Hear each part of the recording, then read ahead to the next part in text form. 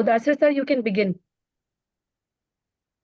Okay, so good evening, namaskar, and adab, ladies and gentlemen, distinguished guests and delegates of CTPDCON era 2024, the second International Conference on Educational Reforms and Advancements, organized by the Council for Teachers Professional Development (CTPD) in collaboration with its organizing partners, K.R. Mangalam University, Gurugram, Haryana, Galgutias University, Greater Noida, Uttar Pradesh, Saraswati College of Professional Studies, Ghaziabad, Uttar Pradesh, Satyug Darshan Institute of Education and Research, Faridabad, Haryana, DAV PG College, Dehradun, Uttarakhand, Institute of Teacher Education, Faridabad, Haryana, Thakur Sham Narayan College of Education and Research, Mumbai, Maharashtra, Sanjay Teachers Training College, Jaipur, Rajasthan, Social Development and Research Foundation Council for Teachers Education Foundation, CTF India. It is my pleasure to introduce the moderator for today's technical session, Dr. Kiran Bala, Associate Professor, SL Bawa, DAV College, Batala, Punjab. Over to you, Kiran ma'am. Thank you, sir. Thanks a lot for the nice words. I am Dr. Kiran Bala, and I am the Associate Professor at SL Bawa DAV College, Batala. And it is a great honor for me to be the moderator for this educative technical session of CTPDCON era 2024 track 5 on the theme Sustainable Development, Integration of Research, Innovation, Technology, and Disaster Management into Education. The sub-theme of this technical session 5.2 is blending research, innovation, and technology into sustainable educational development. Today's session is all about how education can contribute to sustainable development goals, preparing individuals to address global challenges effectively. The emphasis will be given to the needs, approaches, challenges, best practices, and strategies for integrating research and innovation into educational system and role of training programs in professional development of teachers. We have eminent speakers and paper presenters who shall be sharing their expertise and insights in this field. Now, I'm delighted to extend a warm welcome to our esteemed chair, Professor Dr. J. Chitra Bahadur Budh-Thoki. He is the Dean Faculty of Education, Tribhuvan University, Balkhu, Nepal. And co-chair Dr. Anjana Mathur Jagmohan, Associate Professor, Department of Geography, Dayal Singh College, University of Delhi, New Delhi, for gracing us with their presence and leading this significant session at CTPDCON era 2024. I extend a warm welcome to the convener of Track 5, Dr. Shweta Rani. She is the Assistant Professor, Senior Grade, Department of Geography, Dayal Singh College, University of Delhi, New Delhi. I extend a warm welcome to the co-convener of Track 5, Dr. Akanksha Srivastava. She is the Associate Professor at School of Education, Sharda University, Greater Noida, Uttar Pradesh. And I also want to welcome Dr. Mudassir Hamid. He is also the co-convener of this Track 5. He is Assistant Professor at School of Education, K.R. Mangalam University, Gurugram, Haryana. I feel honored to call the convener of today's event, Dr. Shweta Rani. May I request and invite you, ma'am, to please present an overview of the plenary session 5.2. Over to you, ma'am, please. Thank you so much, Kiran Bala, ma'am. Good evening to all. A very warm welcome to all the distinguished guests and delegates of CTPDCON era 2024, the second International E-Conference on Educational Reforms and Advancements. I, Dr. Shweta Rani, convener of Track 5, extend a very warm welcome to our chair, Professor Chitra Bahadur Budh-Thoki sir, co-chair, Dr. Anjana Mathur Jagmohan, my two co-conveners, Dr. Akanksha Srivastava and Dr. Mudassir Hamid, the moderator for today's session, Dr. Kiran Bala ma'am, all the paper presenters, participants, and students in Track 5 of CTPDCON era 2024 with the theme Sustainable Development, Integration of Research, Innovation, Technology, and Disaster Management into Education. The sub-theme of this technical session 5.2 is blending research, innovation, and technology into sustainable educational development. Sustainable development goals require an integrated reform of society, economy, and the environment, and as echoed by UN General Assembly in 2015, it is one of the pillars of these sustainable development goal is SDG 4, quality education. And this quality education aims to ensure inclusive and equitable quality education and promote lifelong learning opportunities for all. Education for sustainable development is crucial to this reform because education plays an essential role in environmental policies and practices which can promote both ecosystem conservation and resource use.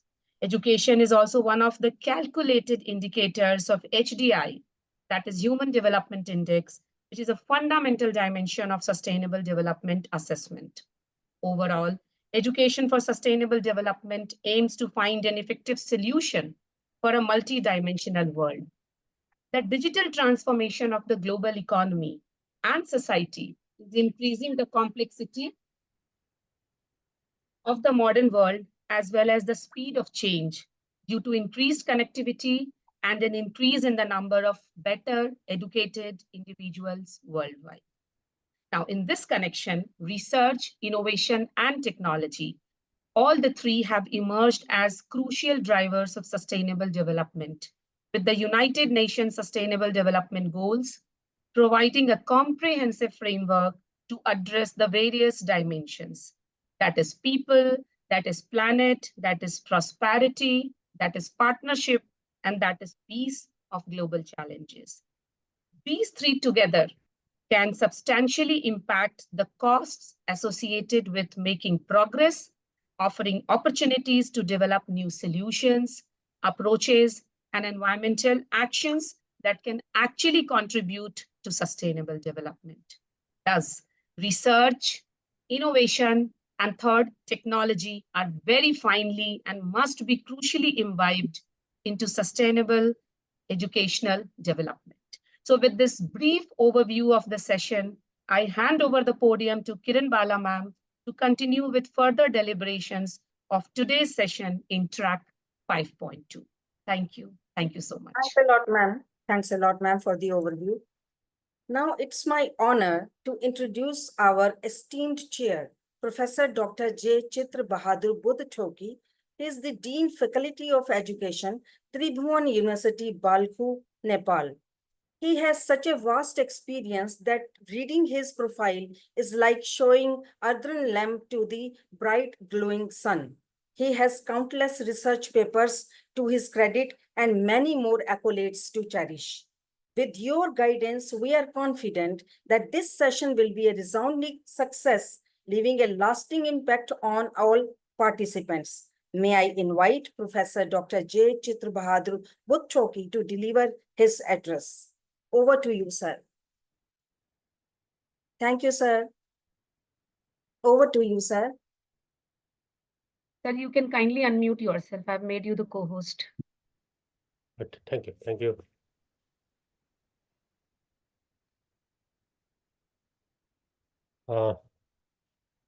Respective chair, member of organizing committee, co-chair, session moderator, guest speaker, professor, paper presenter, participant, and audience. Namaste and good evening. This is my pleasure and honor to be part of the CTPD's second international conference.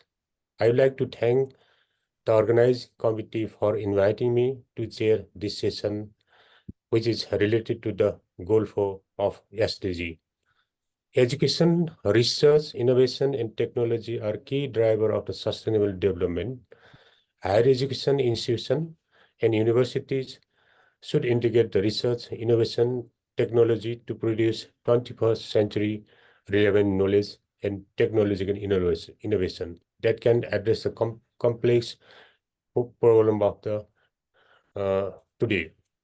Research focusing on innovation can contribute to the development of new technology and new technology, new knowledge can contribute to SDG. The 2030 Agenda for Sustainable Development emphasizes on science, technology, innovation as a key tools enabling accelerating toward a prosperous, inclusive, environmentally sustainable economic in developing and developed countries. But many developed countries have clung to their historical tendency of placing economics above the concern over equity, poverty, and the environment. Still, they play lip service to the norm of sustainable development, and meeting the sustainable development goals will require a number of actions, including education for sustainable development, maximize the potential of technological innovation. With the technological advancement and development, we are facing myriad challenges, including climate change, environment degradation, environmentally sustainable economics. Resolving this challenge required interdisciplinary research and technological innovation. Higher education institution can address the agenda of sustainable development and sustainable education by creating improved knowledge and integrating research, innovation, technology. Research based on innovation or research that can integrate innovation can lead to the education that can play the critical role in finding the solution to the complex problem achieving sustainable development goals, including with respect to enhancing the productivity, inducing the dynamic transformation of the economy. Our academic program and research agenda need to be aligned with the global, regional, and national SDGs. High quality research provides a deeper insight, developing a new technology, new idea, new solution to the problem. In the rapidly evolving landscape of the 21st century, adapting to the technological advancement within the education system has been an essential requirement, but not choice. Technology integration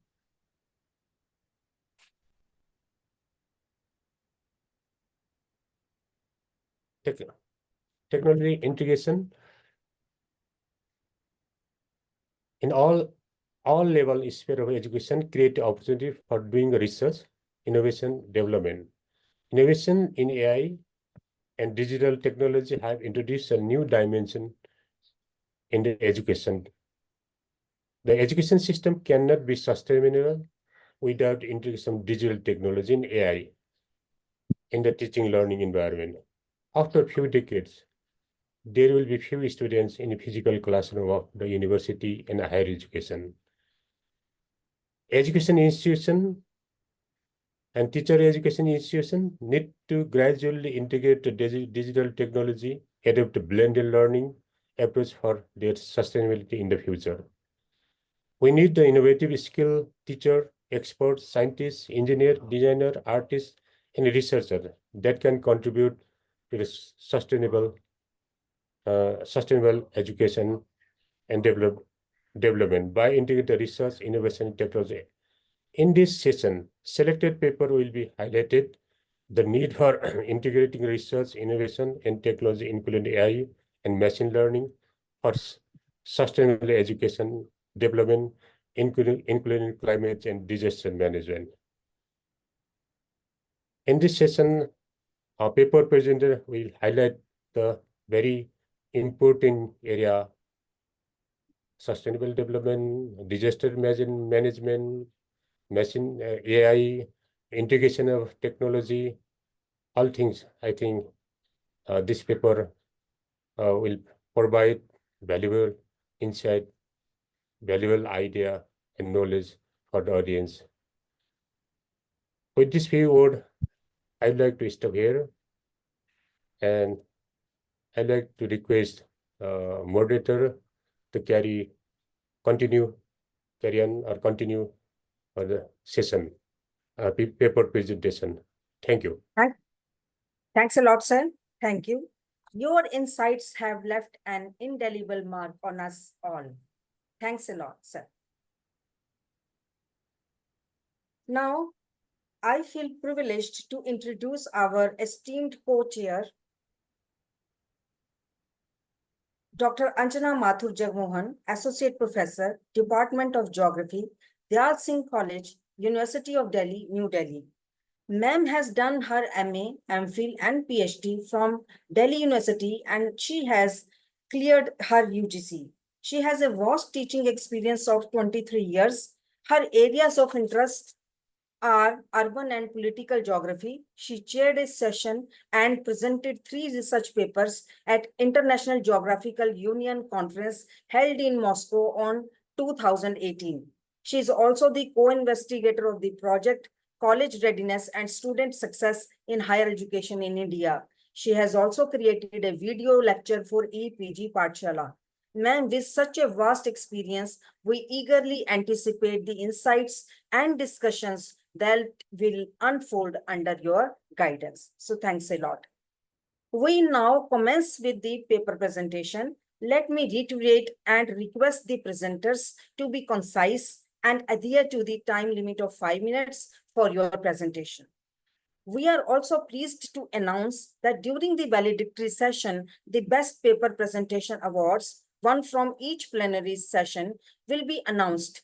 The evaluation criteria for the awards include content, quality, clarity of presentation, effective use of visual aids, and the time management. We kindly request the session chair and co-chair to submit the name of the best paper presentation from their session to the track convener for final consideration. So without further ado, I would like to invite Chair Professor Dr. Budh Thoki to officially commence this session. Co-Chair Dr. Jagmohan will look forward to your valuable contributions throughout the session and the dynamic synergy you will create with Chair Professor Dr. Budh Thoki. Thank you very much. So over to you, sir. These are the participants. So this is the list of participants. Ma'am, should I read the names of the participants or sir will do this? Professor Buddha, what you would suggest, sir? Should the moderator call the name or you would be calling? A moderator can call. Okay, sir. Thank you so much. Okay, sir. Okay, sir. I'll continue. Thank you, sir. So I would like to call our first participant. He's Dr. Bhupender Singh. He is the Assistant Professor, SAM Global University, MP, India. And his topic of today's presentation is AI and Machine Learning, Perspective on the Cardiovascular Effect of Lung Cancer. So, Dr. Bhupender Singh, it's over to you now. Yeah, I am Bhupen Singh. Good evening, ma'am and sir. I am Assistant Professor, SAM Global University, Bhopal. My topic is... Sir, please share your screen and please switch on your camera. One.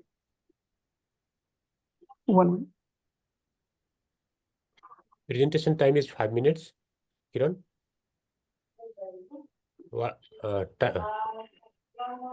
Yes, sir. It is 5 minutes, sir. And they must 5 keep minutes? the time limit. Okay. Kiran ma'am, please let them know as 4 minutes are over that only 1 minute is left, not more than 5 minutes. Bhupender sir? Bhupender Yeah, sir? ma'am. Yes, Okay, sir. yes. Do it fast, sir, please. You are given only 5 minutes. Please. Yeah, Kiran ma'am, ma'am. we need Share to my announce presentation. that there will be a best paper selection, the criteria. I have already told, but I will read it again. This is for the for all the participants that the best paper presentation award will be announced, and this will have certain criteria. These are the quality, clarity of presentation, effective use of visual aids, and the time management. So Bhupender Singh sir, please. Sorry, ma'am, for Note these. sharing my presentation. Yes.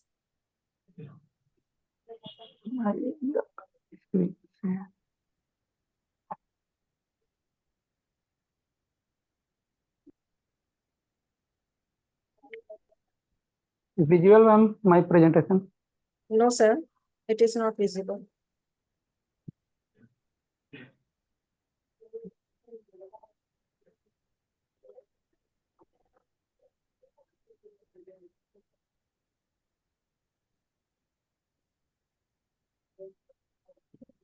Sorry, ma'am, but first time Zoom meeting at.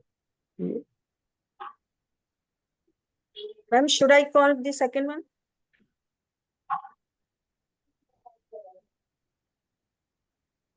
Yes, yes, you can call it. If first presenter is not ready to share paper, you can call, yeah, you can call second.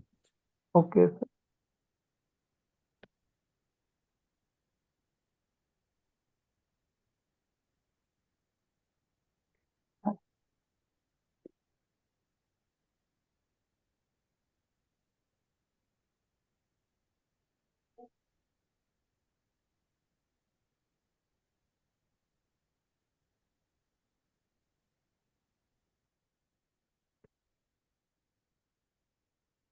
Even ma'am, I think chair sir is saying that we can call the second one till the first is not ready.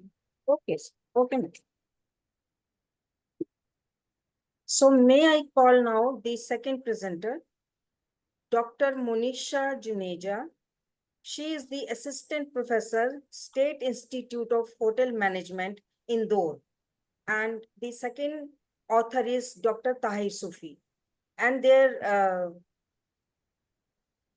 and the title is Evaluating the Impact of AI in Academic Research, a Bibliometric Approach. So over to you, ma'am. Good evening, ma'am. Am I audible? Yes, you are audible. Okay, and my screen is also shared. Yes, it is shared. Good evening to the chairperson, moderator, and convener. The research title of my study, along with Dr. Tahir Sufi, is currently chairing another session, so I'll be presenting on both our behalves. So starting with the title, it is Evaluating the Impact of AI in Academic Research, a Bibliometric Approach. Moving to the introduction, artificial intelligence is rapidly growing and its application can be seen in various fields such as medicine, automation, tourism, management, business, education, and arts. And when we look at academic research, this also is being affected by a lot of interdisciplinary research. So our topic basically tries to, in the extensive literature review, we were able to find a gap between artificial intelligence, impact of artificial intelligence and academic research, which leads us to the need of our study and the objectives. First is to evaluate research trends and patterns across all disciplines of AI and academic research. Second is to understand the impact of AI in academic research. And third is to identify the drawbacks and ethical issues related to AI in academic research. Moving to the literature review has been divided into three segments. The first segment talks about the impact of AI in teaching. The second talks about the opportunities and challenges in AI research. And third talks about the bibliometrics for research. Moving to the methodology, the study uses a bibliometric analysis. The data was sourced from dimensions.ai software, and the keywords that were used were artificial intelligence, academic, and research. Finally, the data that was shortlisted was a total of 1994 open access articles that were from 2010 to 2024. The data was analyzed using WASViewer software and Microsoft Excel. Moving to the data analysis, this chart represents the annual publication trend. And here we can see since 2018, there was an increase in this particular field of study. This network diagram showcases the different journal co-citations, and there were basically three disciplines that were coming at the top. The red cluster showcases the computer science domains, the purple cluster showcases the management domains, and the green cluster showcases the medical sciences. Moving to the third, this table bar chart showcases the top 10 organization based on publications. And here it has been observed that majority of the universities were from United Kingdoms. When we look at the country co-authorship network diagram here, United States and United Kingdoms were the top countries from where the papers were cited mostly. This table showcases the best 5 top cited papers, and the mostly cited papers is from the field of education. Moving to the conclusion and the implications, An exponential growth can be seen in the number of publications since 2018. 60% of the top 10 universities were from the United Kingdoms, even though United States had the maximum highest number of publications, but only 20% of the university were listed in the top 10. Most cited papers came from the field of education, and most publications and co-citations were from the journal Sustainability. Moving to the implications, first, impact of AI in academic research. While using AI, numerous patterns and trends can be done which we were unable to do using the earlier statistic methods. There also AI has positively affected the educational practices. If the framework of the AI is prepared well in advance and it is robust, then it can also measure up to the ethical problems that we are facing. Then it can also be customized based on the learner's needs. Moving to the next implication, ethical issues. We are still dealing with the ethical issues related to artificial intelligence. To give a brief, it relates to academic integration, regulations, privacy, data protection, and cognitive bias. The third implication relates to the drawback of using AI in research. There has been studies have shown that using AI leads to less loss of creativity and originality. Authenticity of the work also, there's a credibility issue to that. Fabrication and falsification of work also gets affected. Still, AI tools are still not as comprehensive, so there are glitches and downtime. Plus, the absence of comprehensive AI detection technology is still something that we need to work on. And resistance to change, because it's something new, everyone needs to learn so that we are able to use it to the best of its capacities. Moving to the limitations of the study, the sample size only included open access articles. So those articles which were not open access were not included in the study. One of the drawbacks of using bibliometric analysis that it overlooks the quality of the paper. And another disadvantage, limitation of the study is viewer was not able to look at the complexity of the data while using the visual representation. Thank you.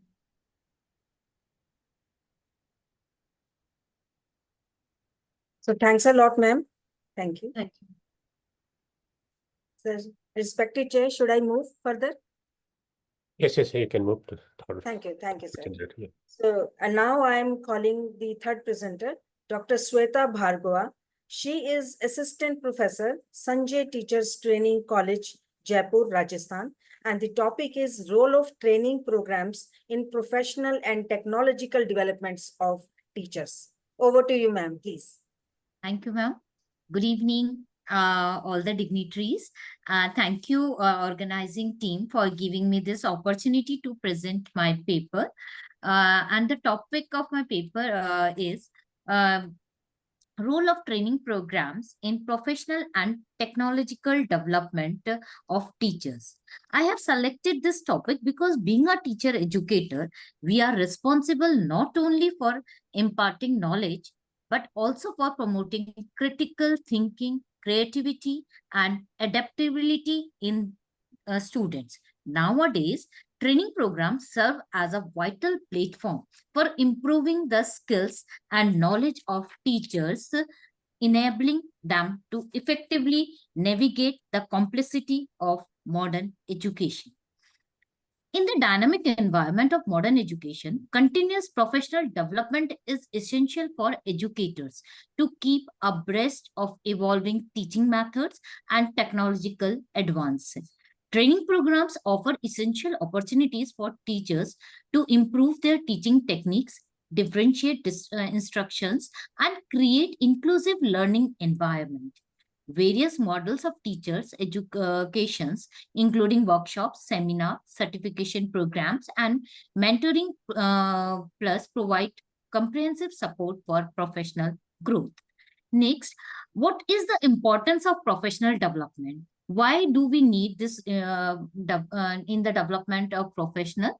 Because of updates, collaboration, teaching techniques, and inclusive education. Next, development of strategies, personalized learning, digital literacy, collaboration, engagement. Personalized learning Technology enables customized learning experience that meets individual students' need and preference. Digital literacy, teachers need to develop their digital literacy skills in order to effectively use and integrate technology into their teaching practices. Collaboration, digital tools facilitate collaboration between students and between teachers and students in and out of the classroom. Engagement, interactive and multimedia resources can make learning more engaging and fun for students. The role of training programs in technology integration. Why the role of training programs in technology is important, that is hands-on training. Teachers receive hands-on training on how to use various technology tools and resources. Innovation strategies. Training programs introduce teachers to new and innovative teaching strategies that incorporate technology. Digital citizenship. Programs emphasize the importance of teaching students about the responsible and ethical use of technology. Next, online safety. Teachers will learn how to provide a safe digital learning environment for their students. Due to COVID-19, we have seen this online programs, Google Classrooms, Google's Meet, and many more. Then models of training programs for teachers. How we by conducting the workshops and seminar, short-term programs focused on the specific topics or skills. Certification programs, comprehensive programs that offer in-depth training and credentials. Next, postgraduate courses, advanced courses that provide a deeper understanding of educational theory and practices. Mentoring, that is the important program that pairing beginning teachers with experienced mentors for guidance and support. Effective strategies for professional and technological development. What are the effective strategies to develop professional and technological development? First, needs-based training. Programs should be tailored to address the specific challenge and need faced by the teacher in their respective context. Second, continuous professional development. Training should be continuous and allow teachers to engage in professional growth at their own pace. Accessibility, ensuring that learning programs are accessible to all the teachers regardless of their location or schedule is essential. Active learning, incorporating collaborative projects, peer observation, and reflective practices can increase engagement and knowledge retentions. My conclusion is that training programs play a vital role in the professional and technological development of teachers. And by providing opportunities for educators to acquire new skills, explore innovative teaching strategies, and effectively integrate technology into their classroom, these programs enables teachers to excel in their profession and meet the diverse needs of their students. Investing in high quality and accessible training program is essential to ensure that teachers remain at the forefront of innovation and excellence in education. Thank you so much. Thank you for giving me this opportunity. Thanks a lot, ma'am. Thank you. Thank you, ma'am. Now I would like to call our fourth presenter, Mahima. She is postgraduate student, Department of Geography, Delhi School of Economics, University of Delhi, and her title is Enhancing Resilience Through Sustainable Development, Integrating Innovation and Technology in Disaster Management in Delhi Metropolitan Region. So over to you, Mahima. Miss Mahima, over to you. Thank you, ma'am. A very good evening to one and all present here. Is my screen visible? Hello, ma'am. Miss Mahima, please speak a little louder. A very good evening to one and all present here. Yes. Is my screen visible? No, your screen is not visible. Please share the screen. Just a minute.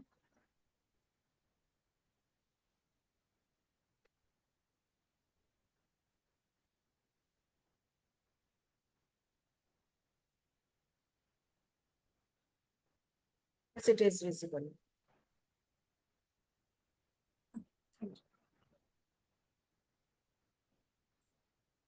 A very good evening to one and all present here. My name is Mahima. Today I will be presenting a paper on enhancing resilience through sustainable development, integrating innovation and technology in disaster management in Delhi metropolitan region. So, according to United Nations Special Rapporteur on Adequate Housing, Climate Change and the Right to Housing, extreme weather events and natural disaster threaten a series of essential human rights, particularly for the poorest and most vulnerable population. The heaviest impact affect people who have contributed least to the problem and lack the resilience necessary to survive these changes without major harm. Heat wave basically is the period of excessively high temperature where the more frequent and which is because of the climate change and global warming. According to IPCC, the incidence of hot days and heat waves is increasing day by day after the 20th century, and it is predicted that soon the temperature is going to increase from 1.5 degrees Celsius to 2 degrees Celsius by the end of century. So according to IMD, since the time from when we have started recording, the month of March is used to be the hottest month of the year and record the temperatures above 3 to 8 degrees Celsius rather than a normal temperature, and across all the parts of the country, including Western Himalaya, the plains of Punjab, Haryana, Delhi, Rajasthan, and Uttar Pradesh. The states of Odisha, Madhya Pradesh, Gujarat, Chhattisgarh, Telangana, Jharkhand also have some extent of heat waves impacts, with temperature ranging 40 to 44 degrees Celsius in the last days of March. So the Indian Institute of Tropical Meteorology has recognized that it is because of the delayed monsoon and El Nino. Delhi, a metropolitan region and India's capital city, is particularly susceptible to heat waves due to its geographical location, rapid urbanization, and population growth. According to IMD, heat waves used to be the scenarios where the air temperature goes above 30 degrees Celsius in plain areas and above 30 degrees Celsius in hills areas. So according to IMD, the human body cannot bear the temperature more than 37 degrees Celsius. At relative humidity of 40% in temperatures of above 37 degrees Celsius, heat stress is experienced by the healthy person as well due to the exposure. According to World Meteorological Organization, heat wave used to be when the daily maximum temperature exceeds the average maximum temperature by 5 degrees of Celsius. If the maximum temperature of any place continues to be more than 45 degrees Celsius, it is called heat wave condition. So why we have selected this particular area? So our statement of the problem is, due to the escalating frequency and intensity of heat waves in Delhi, it is very pressurizing for the environmental and population of Delhi due to the urbanization and decreasing green spaces of Delhi. In 2022, Delhi has recorded the highest heat waves between 2018 and 2019. It's increasing day by day, year by year, and the number of heat wave has increased by the decent percentage of 35 from 90 days to 174. Geospatial analysis also reveals that there are some places or regions of Delhi which are experiencing one of the highest temperatures over the earth. The city's rapid urban growth has strained infrastructure and exacerbated social disparities, leaving certain wards with inadequate basic amenities to cope with extreme heat events. This is a map prepared by us showing the heat wave prone states and cities for the year 2022. So the objective of the paper is to assess or to calculate the heat and index of 5 weather station in metropolitan region Delhi, to study the causes and impacts of heat waves in metropolitan region Delhi, and to suggest some sustainable, innovative, and technological measures to mitigate heat waves in metropolitan region Delhi. So we have selected Delhi as our study area because it is the capital city of India and it's particularly susceptible to heat waves due to its geographical location, rapid urbanization, and population growth. The urban heat island effect worsened the city's condition and due to the further exacerbate extreme temperatures. So we have observed that Delhi is one of the hottest city in India and one of the most vulnerable because of the impact of heat wave due to its large population of high number of low income group. The summer season starts from April, end of the April, and it goes till it's continues till June, and heat wave have increased in intensity, frequency, and duration along the increased temperature and relative humidity, and the number of heat wave have also increased day by day, year by year. This is a trend showing, it is clearly showing that the year 2022 has been recorded the highest number of heat wave days. So for our study, we have calculated the heat index, and for that we have collected the data from the primary data has been collected from Meteorological Department, Indian Meteorological Department, and the historical climate records have been collected from National Oceanic Atmospheric Administration. The data include temperature, humidity, wind speed, solar radiation, which is crucial for calculation of heat index. The calculation of heat index follows the formula established by Stedman in the year 1979, incorporating temperature and relative humidity. So heat index is integrates two primary factor, relative humidity and surface temperature, which is also known as humeasure. It represents the perceived temperature felt by the skin, taking humidity into account rather than the actual air temperature. It is also affected by precipitation, wind speed, local climate, infrastructure, and solar radiation.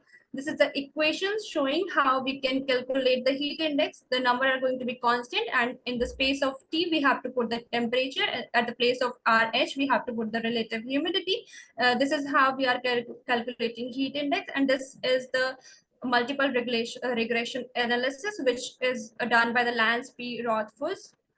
This is the table, temperature and relative humidity table, which is given by the National Oceanic and Atmospheric Administration. After calculating the heat index, we can find out that area is in caution, extreme caution, or danger, or extreme danger situation. So this is our calculation. We have calculated the heat index for 5 stations, and we have found out that 2 stations are in cautionable state, and 3 regions are in extreme caution. But as per the prediction, as the temperature is going to increase, there is no contradiction in saying that we will soon be in danger situation. These are the 5 weather stations for which we have calculated the area. So the causes of heat index are that because of the pre-monsoon, which brought less moisture than the normal to the area, leaving rest part of the India arid and dry. The sudden end of pre-monsoon rain shower and uncommon trend in India has contributed to heat waves as well. Please be specific. Time limit is only 5 minutes. Okay, ma'am. And the Loo, a dry wind which is originating from Pakistan, also contributing heat waves. The impacts is like heat wave is also impacting large number of population. It is a silent disaster and affecting livelihood and productivity of people. It is health risks like heat strokes, dehydration, cardiovascular issue. Economic losses are also going to be there because of the heat wave.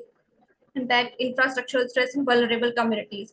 So we can have sustainable urban planning for the heat resilience, like Sustainable Development Goal 11, which is sustainable cities and communities, and Sustainable Goal 30, Development Goal 13, climate action. That their only goal is to make cities and human settlements inclusive, safe, resilient, and sustainable. Energy efficient building design can also reduce the indoor temperature. Water sensitive urban design can be there in order like urban water cycle, including stormwater, groundwater, wastewater management into the urban design to absorb the heat and cool the environment. Green infrastructure, which is also showing in the picture, because vegetation help in cooling the urban spaces through evapotranspiration. This is the best thing that we can adopt in cities, which cannot because in cities we have very less land. Innovation and technological use in heat wave management, smart city tech, like we can use internet of things, enable heat sensors for real-time monitoring. We can have AI driven forecasting system to predict heat wave pattern and impact, mobile apps for heat alert and advisory messages. We can have drones for the real-time monitoring of hot zones, and this is a picture showing how can we use internet based things in smart cities, and we can build a smart city. Please conclude, ma'am, please. Okay, we can have early warning system, like Ahmedabad is one of the best example for that. It has set the first Indian city to create a comprehensive early warning system and preparedness plan for the extreme extreme heat event, the plan contribute to state mission to implement climate compatible strategies. We can have cooling solution for public places. This is the bus stand in Manchester. We can have that as well in order to mitigate the heat exposure in public places. We can have citizen engagement and community resilience. This is a picture from Karachi where there is a camp going on for educating citizen on preventing measures. We can have climate smart policies for Delhi, like in G20 for the planet. We have discussed various policies for climate smart climate change, and we can have the implementation of those policies in order to integration of heat resilience policy in urban because Delhi has many policies like waste to water, energy capacity, increasing the number of climate resilient building, restoring and increasing Delhi ridge and forest areas. You need to conclude. Yeah. Too much time, please. So we can have continuous innovation, which will help in disaster risk reduction. We can promote global cooperation and knowledge sharing. We can, moreover, investing in heat resilient infrastructure with the natural ventilation and shading can enhance comfort and reduce energy demand during extreme heat events. Together, we can make Delhi more resilient to heat waves. Thank you. Thanks a lot, ma'am. It's my humble request to all the participants to please be in the time limit. And when you speak, when you present your paper, please switch on your camera. It is mandatory. Thank you. Now, I would like to call our fifth presenter, Dr. Megha D'Souza. She is the Associate Professor from Shrimati Kapila Khandwala College of Education, Maharashtra. And her topic is integrating sustainable development goals in teacher education. So over to you, ma'am. Thank you very much, ma'am. Namaste and warm greetings to all the dignitaries and participants here. Am I audible to all of you? You are audible. Ma'am, give me a moment. I'll share my presentation. Yes. Okay.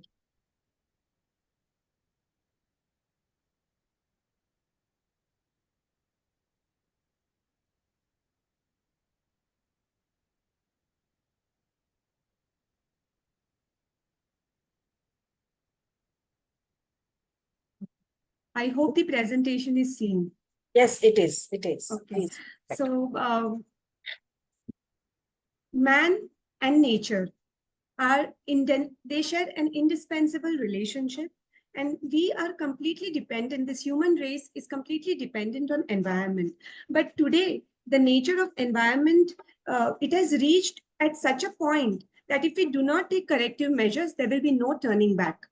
Okay, so these complexities of environment calls for critical thought and action on part of human race. And we know that as teachers, we are change makers. And it was said by Secondary Education Commission that future of nation is shaped in its classroom. So teachers shoulder great responsibility of bringing any kind of change in the society and in the environment. Thus, it is found valuable to build knowledge and skills and capacities of teachers. Thus, education for sustainable development is valuable for teacher education for sustainable development is valuable for education for sustainable development in our society. With this idea in mind, at Shrimati Kapila Khandwala College of Education, we devised a plan to integrate SDGs through curricular, co-curricular activities and infrastructure. Through curricular activities, we brought in SDGs in lesson plans during teaching practice. We all are very well aware of the adage which says that to teach is to learn twice. Yeah. So our student teachers are guided to integrate SDGs in their every lesson, depending upon the subject and the topic they have been allotted. For example, suppose a student is teaching the topic of percentage in mathematics, that student is guided. Maybe he can talk about the SDG Zero Hunger, where he brings in percentage of food wasted in Indian weddings and sensitizes little minds that even today, India suffers with poverty, problem of poverty, and we need to be sensitized towards this problem and do our best in reducing this problem. Then action research is an integral part of the B.Ed program. So student teachers take up action research in the areas of sustainable development goals, and this provides an opportunity for in-depth engagement. Then through co-curricular activities, theme-based assemblies are planned. These assemblies are an integral part of the college curriculum. It reflects the culture of the institution, motivates creative expression, and fosters confidence in the students. And what is beautiful about this theme-based assembly is students are given complete freedom of creative expression, where they can present these assemblies through drama, music, quiz, street plays, poem, etc. And in the academic year 2023-24, the theme chosen for the theme-based assemblies was Sustainable Development Goals. Then in the year 2022, a national level webinar was organized in the area of sustainable development goals, which inspired and motivated all the participants and all the members to exert further in doing their bit towards SDGs. Then we know that technological integration paves the way and helps us to achieve our goals. And thus, digital technology is integrated in the plans for sustainable development goals. An app called By Waste Use, which stands for Youth Engagement and Water Stewardship, is being used by the students. And this Youth Engagement and Water Stewardship is the largest youth-led movement for water conservation in India. And this project is taken up in collaboration with UNICEF. So its purpose is basically to save water by calculating water footprint of students. So that there is a quiz and there are activities which prompt students to save water. Then the commitment of the institution to environmental conservation and preservation and upgradation is old. Way back in the year 2010, solar panels were installed on college terrace from the UGC grants received when the college completed 50 years. And this was a critical step towards generation of clean energy, where all the energy needs of the institution are met by this clean energy. And it set a positive environment, and it is an example for all the other educational institutions in the vicinity. College has also established a groundwater recharge system with the objective of sensitizing students towards conservation of water resource, significance of groundwater recharge system, and it also motivates the community and individual level for sustainable living. Terrace garden is established. It holds immense environmental, educational, and aesthetic values. The picture here, they are all from our college terrace garden. The objectives of establishing terrace garden is to be a role model of sustainability to all the future teachers of the institution, to develop garden as a site for teaching learning practice. So where students actually conduct lessons for the primary and secondary school students of our experimental school.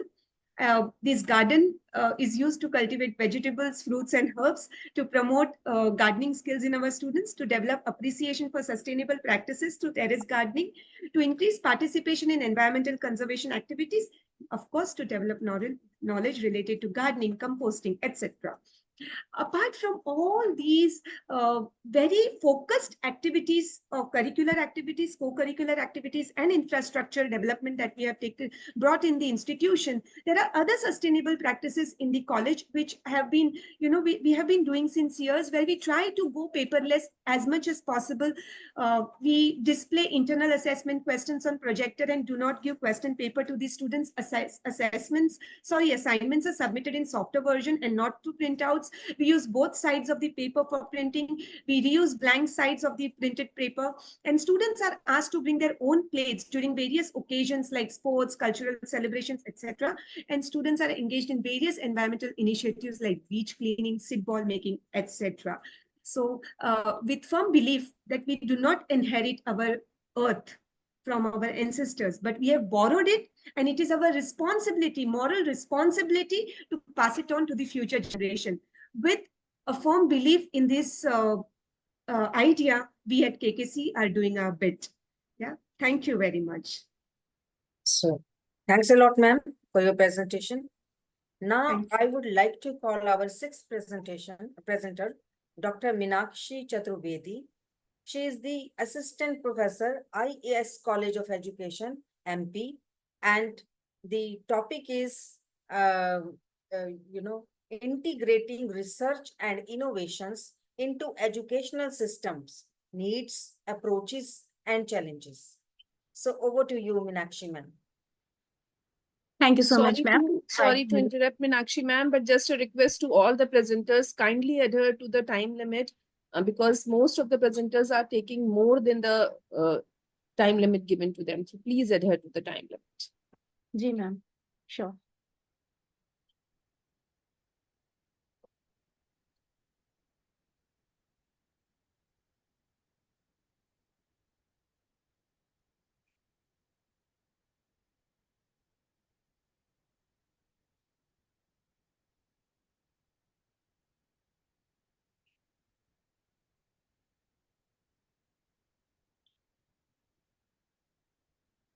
Yes, ma'am, your screen is visible. Okay, ma'am.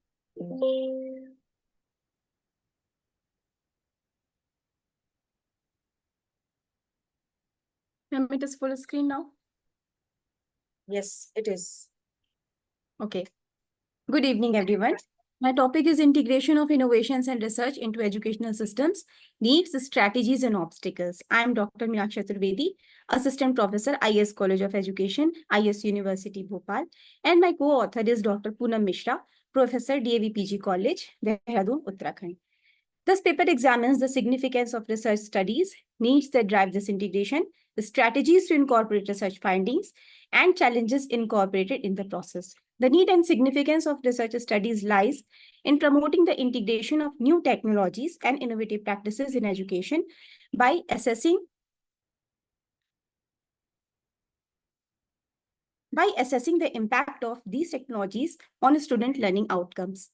Various researchers have also showed that using a combination of various teaching methods together will lead to more effective learning, while implementing just one teaching model cannot effectively promote learning. So research is all about examining problems, collecting and analyzing relevant data, and developing evidence-based solutions. The findings or the outcomes are the result of a curiosity-driven research. Well-known physicist Suzy Sheehy in a talk and tech demo have showed that many of our modern technologies are tied to centuries-old curiosity-driven experiments. जैसे कि जब Isaac Newton ने सोचा कि चीजें नीचे क्यों गिरती हैं, तो उन्होंने यूनिवर्सल ग्रेविटेशन थ्योरी बनाया. ऐसे ही बेंजामिन फ्रैंकलिन ने ये कंफर्म किया कि lightning was a form of electrical energy. जब उन्होंने एक पतंग के स्ट्रिंग में एक चाबी का गुच्छा बांध के उड़ाया और वो चाबी का गुच्छा चमकने लगा जब लाइटनिंग हुआ. ऐसी टिम बर्नर लीज की curiosity to link and share documents lead to the invention of internet. So research is important in basically every aspect of life, and it serves as the cornerstone of progress. These are some paper cuttings जो हमें बताता है कि research is practically important in every aspect of life. जैसे शोध में हुआ साबित, हर गलती से सीखता है व्यक्ति. ये साइकोलॉजिकल रिपोर्ट हुआ. छोटी बीमारियों में एंटीबायोटिक मत खाइए, ये मेडिकल के फील्ड में हो गया. जंक फूड बच्चों को बना रहा दिल का मरीज. ज्यादा स्क्रीन टाइम से बिगड़ी युवाओं की आंखों की सेहत. कंप्यूटर साक्षरता कमजोर. ये एक आर्टिकल पब्लिश हुआ था पत्रिका न्यूज़पेपर में 28 जून 2024 को. इसमें ये पता चला कि 94% Indians don't know how to make presentation and 98.6% don't know how to make computer program. 92.5 Indians can't connect one device to another. So based on these findings, government can plan some computer literacy program to educate common people and bring about change in their lifestyle. अब strategies to incorporate research findings in education system, हम ये बोल सकते हैं कि we can provide continuous training for educators like regular workshops या courses on the latest education technologies and research-based teaching methods. फिर हम we can create collaborating learning communities.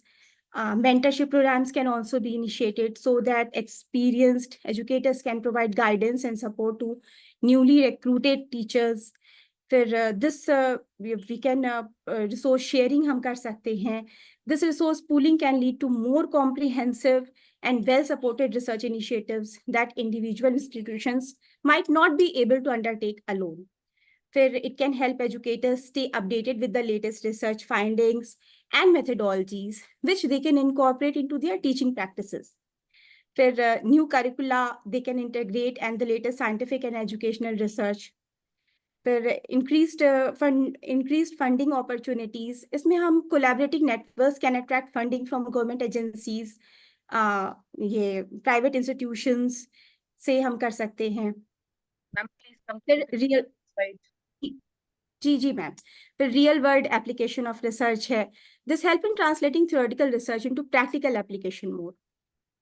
अब ये क्लग ने बोला कि हमें कुछ टीचर्स को कुछ क्वेश्चंस रेगुलरली इंट्रोस्पेक्ट करना चाहिए, जैसे how to improve students motivation, तो स्टूडेंट को कैसे कॉन्फिडेंट फील करवाना चाहिए कि solving problems.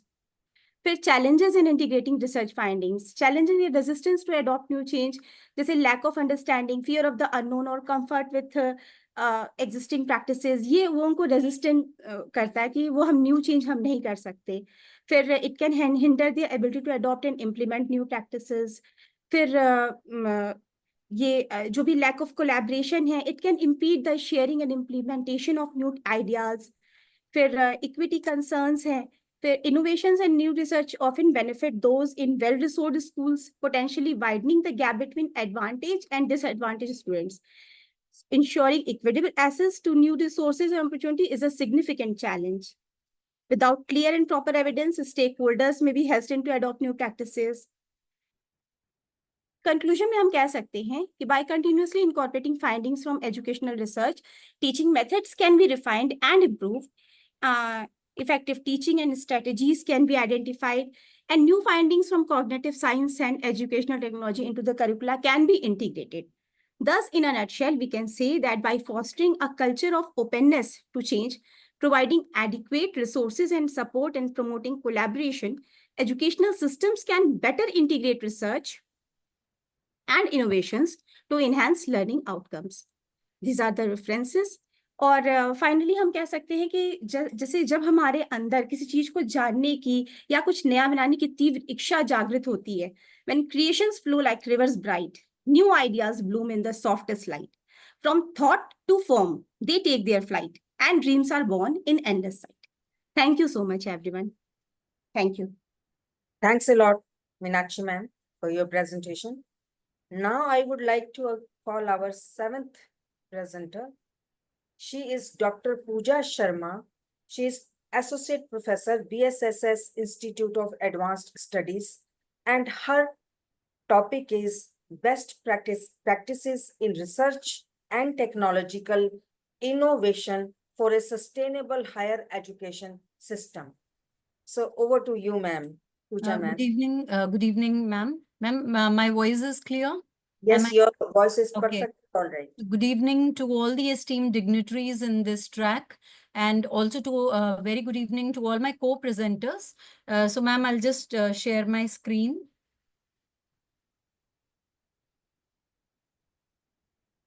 Ma'am, is it visible? Yes, it is visible. Okay, ma'am. So, I've selected the paper, and the title of the paper is Best Practices in Research and Technological Innovation for a Sustainable Education System. And the rationale behind selecting this particular theme stems from the urgent need to address global challenges such as climate change, resource depletion, and also to empower the institutions to integrate sustainability as well as, into their core missions. Just a minute.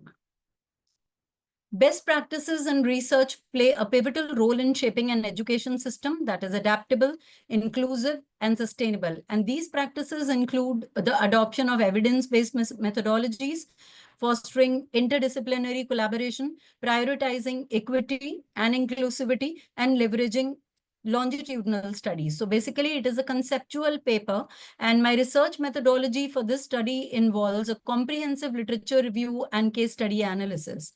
The literature review synthesizes existing research on best practices in technological innovation and educational sustainability, drawing from academic journals, books, and credible online sources. This review identifies key themes, strategies in adaptive learning technologies, digital platforms, gamification, data analytics, and digital literacy. Case study analysis examines the real-world implementations of these technologies in various educational settings.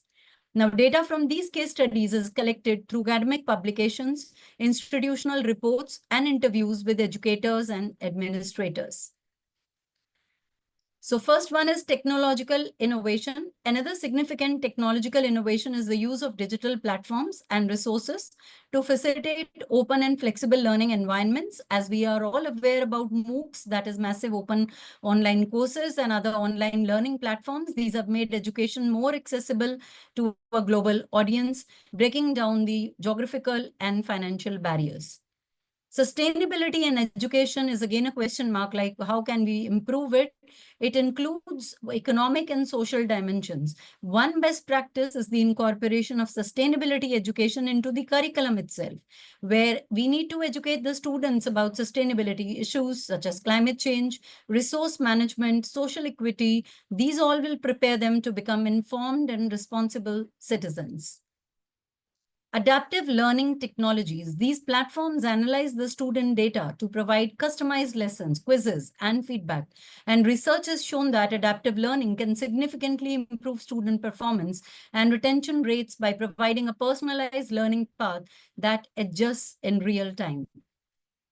Gamification in education. So Classcraft and Kahoot, these are another examples of platforms that have successfully incorporated gamification into education.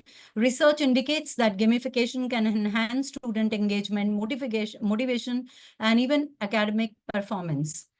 Data analytics in education. For example, the use of learning analytics dashboards allows the educators to monitor student progress in real time and provide timely support. Studies have shown that data analytics can lead to improved student outcomes by enabling personalized and targeted interventions.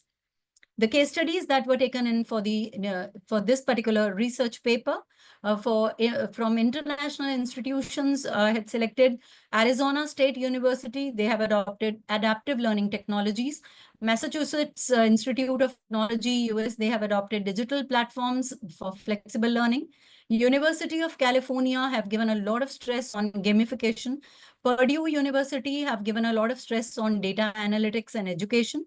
University of Southern California, they have given a lot of stress on promoting digital literacy, and all these explanations are there in the research paper. From India, these were the 5 universities when I searched for sustainable education, which were there. Indian Institute of Technology, Bombay, where they stress a lot on adaptive learning technologies. Amrita Vishwa Vidyapeetham stress on digital platforms for flexible learning. Vellore Institute of Technology, gamification.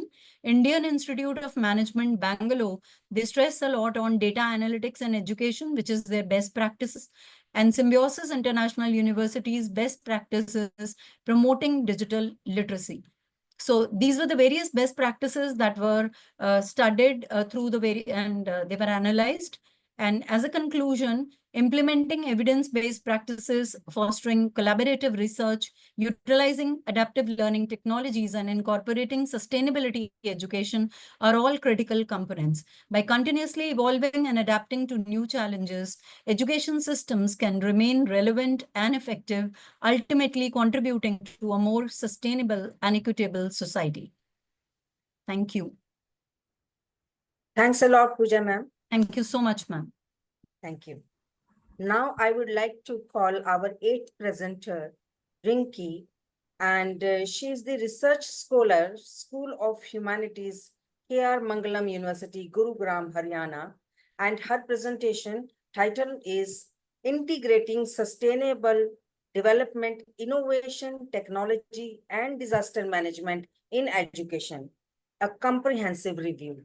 So over to you, Rinki ma'am. Thank you so much for contacting me. First of all, I would like to greet you with my healthy, very good evening to all of you.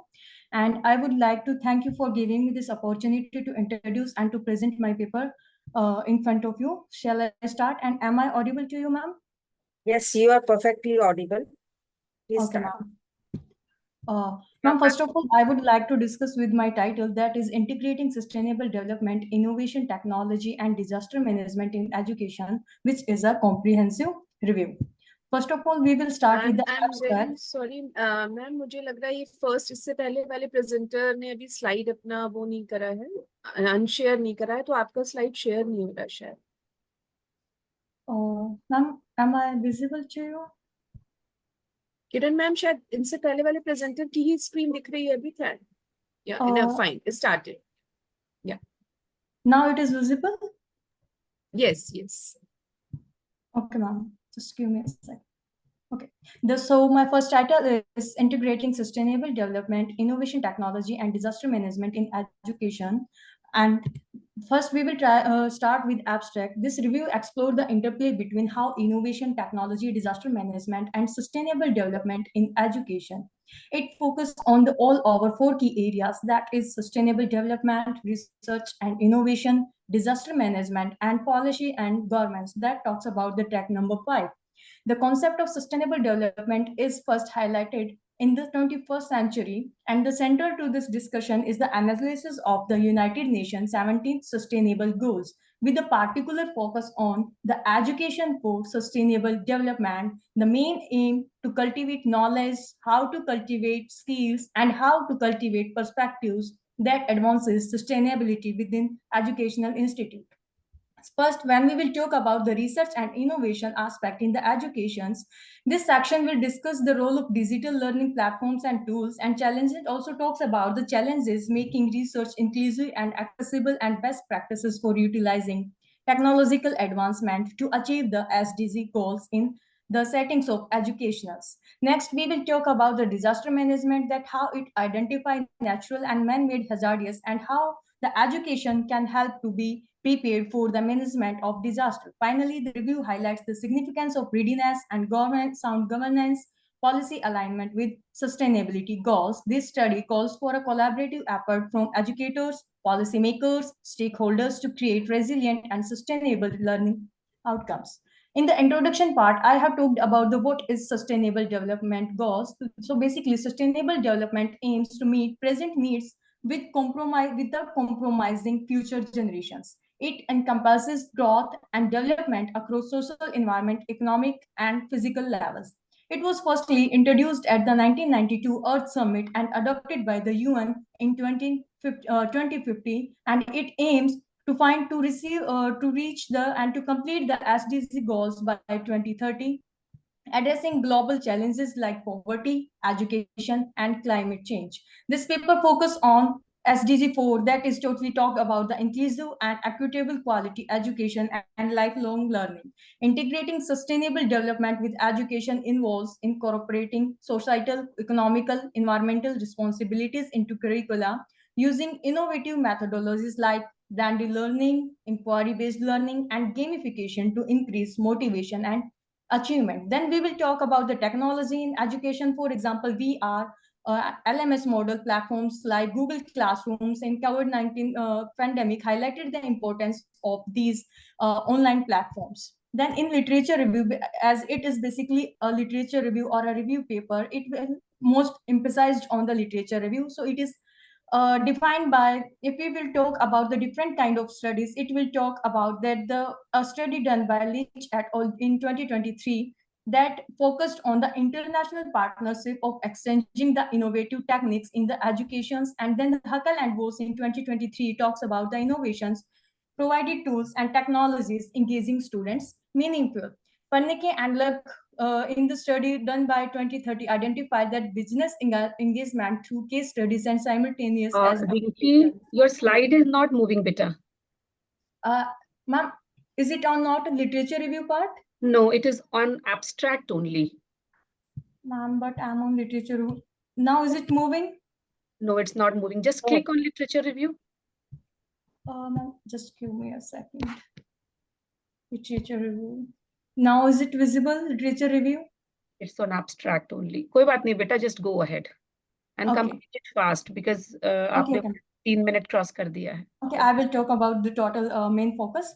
So a systemic review of 44 publications identify factors impacting the sustainability of educational innovation. So basically, if we will talk about the focusing points, that we will talk about the factors impacting the sustainability. That the first one is school organized characteristic. That will talk about the collaboration, shared knowledge, school culture, feedback, leadership, vision, and goals. The second one is interventions, that how the intervention impact the sustainability of educational innovations.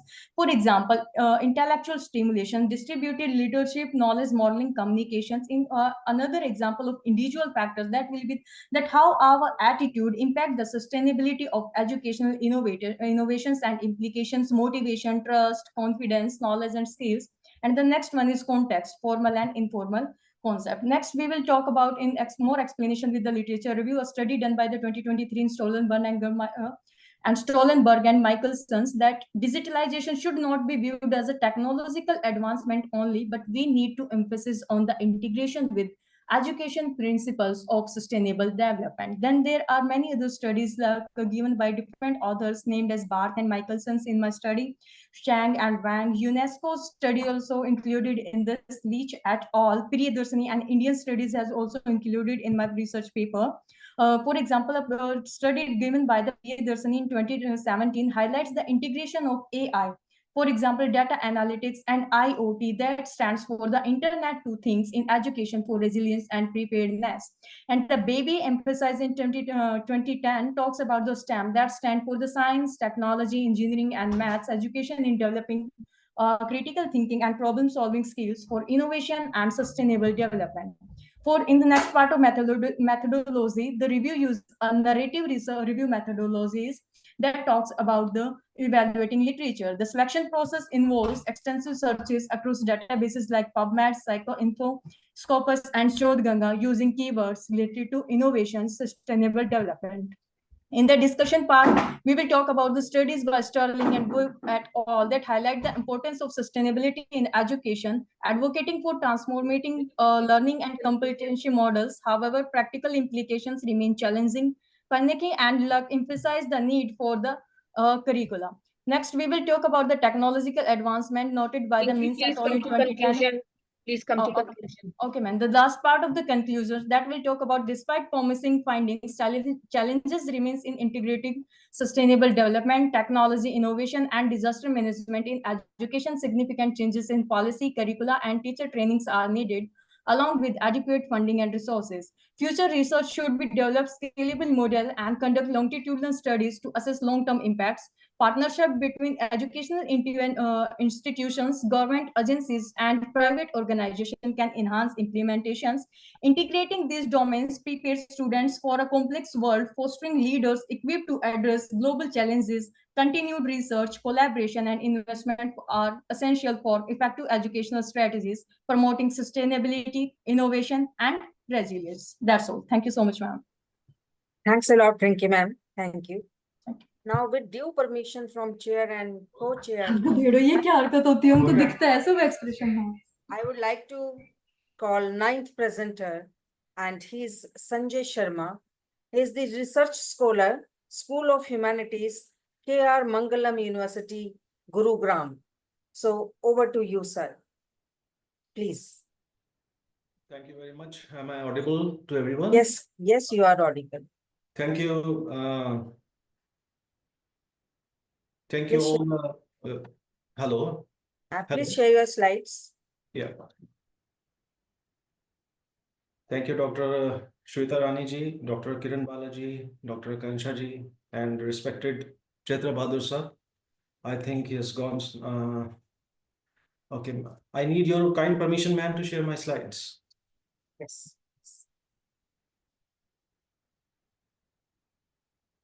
Okay, is it available? Can you see, ma'am? Yes, these are visible. Sir, kindly strictly adhere to the time limit. Yes, ma'am. Sure. I'll take hardly 2 or 3 minutes because the problem which I am taking, it's very quite sensitive, and it takes years and years to solve. But just do in 3 minutes. I won't be reading all the slides, but I am just touching the bullet points. My name is Sanjay Sharma. I am a research scholar in Department of Economics, K.R. Mangalam University, and my respected guide, Dr. Professor Renu Vammaji, and she has been guiding to me on this particular issue. So I just want everyone to see this picture, and this is a beautiful village, a green, lush village, a very good weather you can see, and you can see a lot of, you can say, quite good weather where everyone want to be there. But there is a darkness, but there is a point, but there is something which is hidden. There is something which is beyond in anyone's imagination. And the thing is the ghost village. The thing is the ghost villages. My topic is extensive migration in Uttarakhand. It is a challenge to the sustainable development itself. So just very quickly going to the facts and the figures. My research and my paper is on this particular thing. 2001, when the Uttarakhand state was formed, and that was a view, and that was a thing at that time, so that all the problems can be solved of this particular state. And when the census was done in 2011, there were around about 16,793 villages. And out of those round about 16,500 villages, 1048 were the deserted villages. And at that time, the total people, those who migrated from Uttarakhand, were 383726. Now, this is a shocking figure. The thing is, by the time 2022, after 10 years, those total villages, 6793, but the deserted villages grew up to 1700. More 700s were added. And the total migrated people, you can see here, 720455. That means in 10 years, in another 10 years, around 7.5 lakh people, they have migrated from this state. Now, this is alarming. This is a problem. This is a very, very severe problem. I have done the literature survey on this from journals, research books, research papers, articles from magazines, and the government, especially the government migration reports, and I met few government officials also on this. And while doing my LR, I have gone through the rural development department, the ministries, the migration, and the what's the role of the CSR on this? So there are a lot of research gap. I'm not going into detail about the research gap. The only research gap, this is very, very dangerous, and that is very, very sensitive, because that directly impacting the social, the sustainable development goals. I've got one report in my hand. Just very quickly, I would like to mark this point. In 2015, Uttarakhand was holding 19th rank in achieving SDGs. In 2019, the rank was 9th rank. That is, it's growing. In 2022, it becomes 3rd rank. That means in India, Uttarakhand is a 3rd rank holder in achieving SDGs. But can you see the paradox in this state? In last 10 years, though we have grown up to 3rd position, it's more than 7 lakh persons, 7 lakh people, they have migrated. Now, this is a national security issue. This is a very dangerous issue. The government and the civil societies and everyone and all the research scholars and all the, I must say, the institutions, they should cover this particular thing. The objective is to, of course, to find out the relationship between the rural development, the SDGs, and the migration. My particular study is on the ghost villages of Uttarakhand, where the people living there may be less than 10 or nil. So that is the main thing. Moving further, my methodology is basically a descriptive study based on secondary data collected from the various government agencies, institutions, and the famous persons, and the websites, of course. So there is a small, this I have taken from the government of Uttarakhand migration report. If you can see, the Pori Garhwal is the highest, having the highest number of villages, those who are deserted, and those who are like having a ghost villages. Then Rudraprayag and Uttarakashi and Hardwar, there's a lot more. Pori Garhwals, out of like around about 25% people has gone. So this is a report from the government of Uttarakhand in 2018-22, 335841, 82018 502 719. That means it's increasing every time.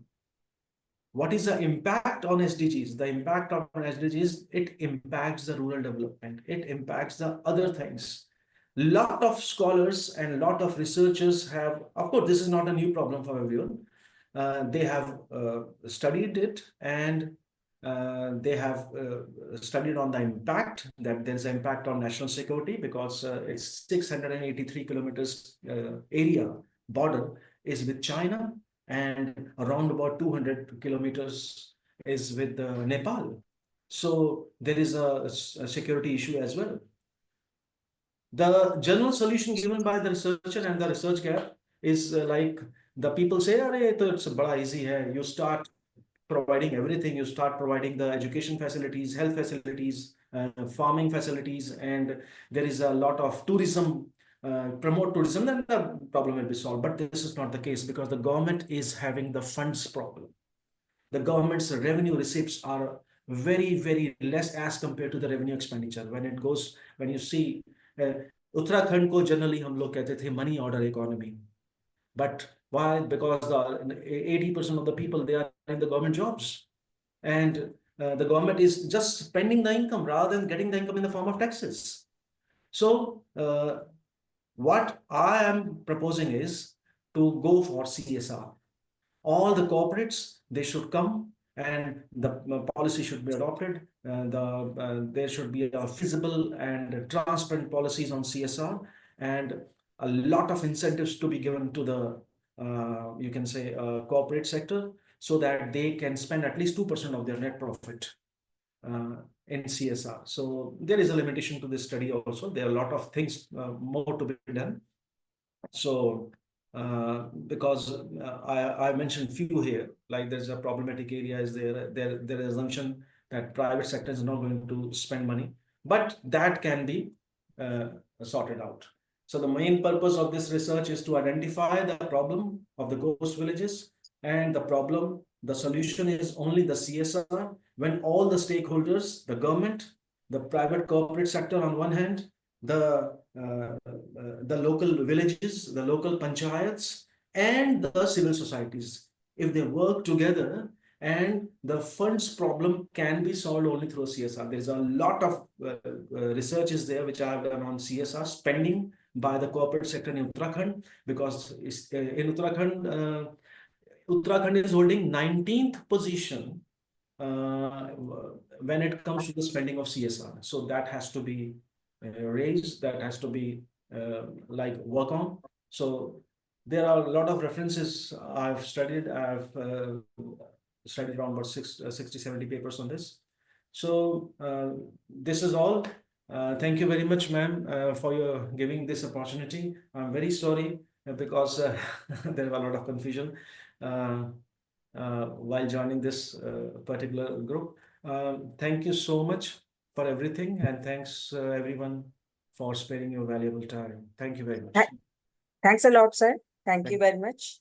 Thank you. Now I would like to call our 10th presenter, Hina Kumar, and he is the student, Department of Geography, Dayal Singh College, University of Delhi, and the topic is analyzing sustainability and disaster management in educational institutions, emerging issues, challenges, and preventing measures, a case study of government schools in North Delhi. So over to you, Hina Kumar. Thank you, ma'am. Thank you so much. Is my screen visible, ma'am? Yes, your screen is visible and you are audible too. Thank you so much, ma'am. Good evening, one and all represented member present here. I am Hina Kumar, want to present my research paper in front of you all on the topic analyzing sustainability and disaster management in education institutions, emerging issues, challenges, and preventive measures. A case study of government school in North Delhi, which is prepared by me and my co-author Garima Chauhan under the guidance of Dr. Shwetarani ma'am. Now, we all know about what is disaster, but I just want to add one line. Disaster is an event that causes significant harm to people, building the economy or the environment, and it is beyond the affected community's capacity to manage alone. Disaster दो तरह के होते हैं, एक natural disaster, एक man-made disaster. Natural disaster which is occurred by nature, for example, earthquake and volcano. Man-made disaster which is occurred because of human interference, for example, fire, building, industrial hazards. annual death of people because of disaster every year in the world, and which shows that इस bar graph में highest number of death 1920 में दिख रहा है, and it is about 5,23,892, and it is because of the earthquake which occurs in China. Now we see that the annual number of death from different type of disaster. And in this diagram, हमें सबसे ज़्यादा disaster drought की वजह से दिख रहा है, which is 35%, and it occurs in Somalia.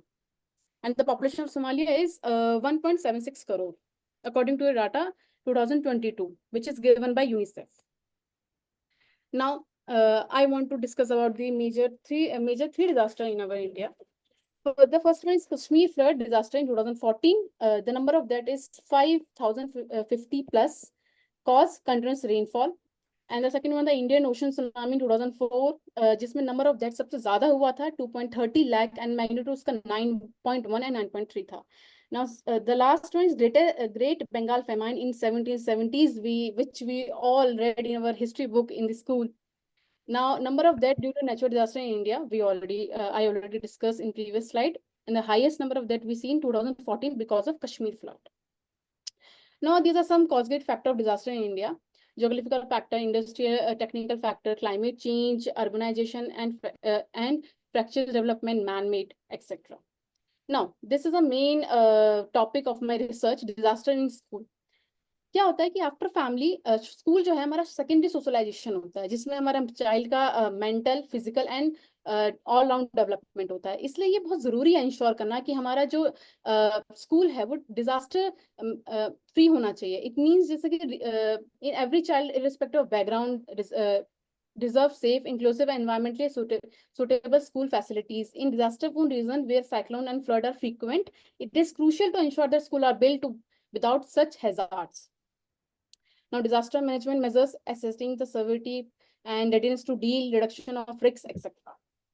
Green disaster management, a move towards sustainable disaster management. I want to discuss only 3 points. Environmental sustainability, which ensure that natural resources are utilized in a manner. Social inclusiveness, promoting equity, justice, and well-being, including vulnerable groups. Economic efficiency, which encourage economic growth that is both inclusive and environmental sustainable. Now, conceptual framework, these are some words which we use in our research paper. Now, this is our study area, which is North Delhi. Now, this is a North Delhi. And this is a map of some government schools which we taken from the Google Earth. Some literary analysis we done. Now, literature gap, which is more important part. Literature gap में मैं सिर्फ 3 points highlight करना चाहूँगी. पहला कि practical solutions नहीं.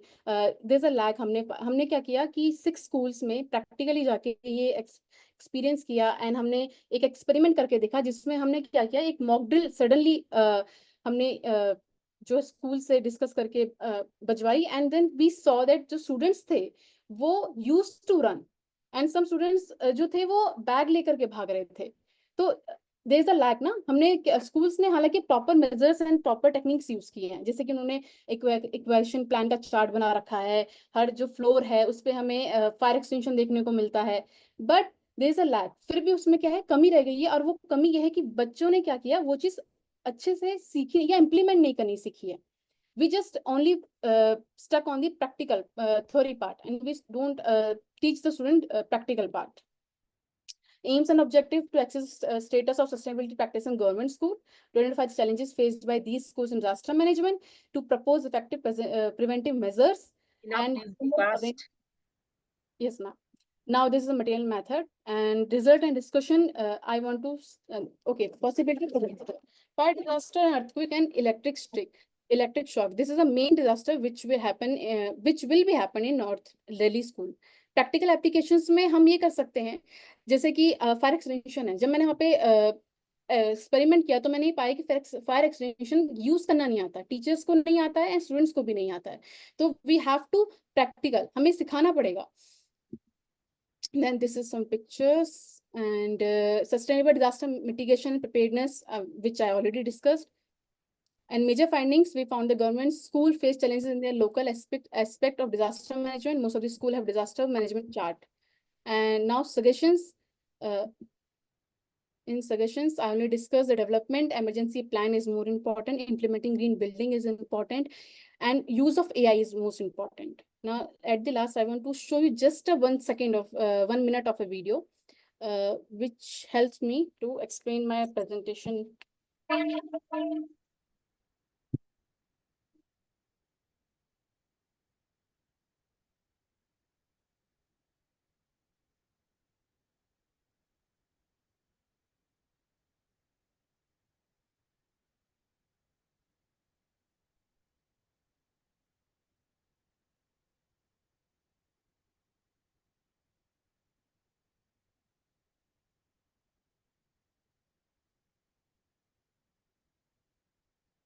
We see that at the end, I want to just say one line: don't push, don't run, don't speak, and don't go back. हमें बस बच्चों को सबसे पहले ये सिखाना पड़ेगा कि क्या नहीं करना है, उसके बाद हमें सिखाना पड़ेगा कि क्या करना है. Now, thank you so much. Thanks a lot, Hina ma'am. Now I would like to call Jyoti Bhardwaj.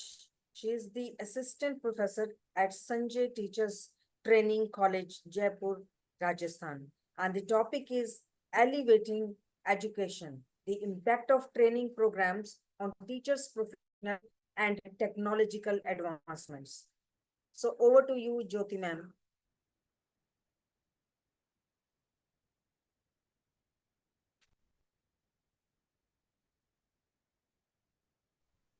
Am I audible, ma'am? You are audible. Please switch on the camera also. Okay, sorry.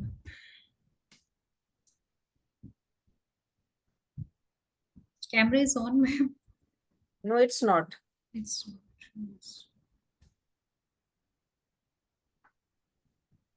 And your screen is also not visible. okay, ma'am.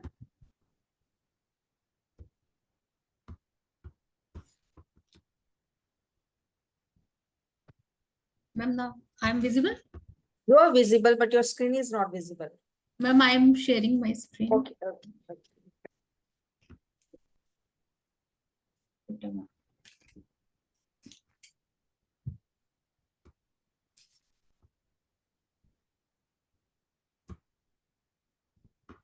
Ma'am, now this is sharing.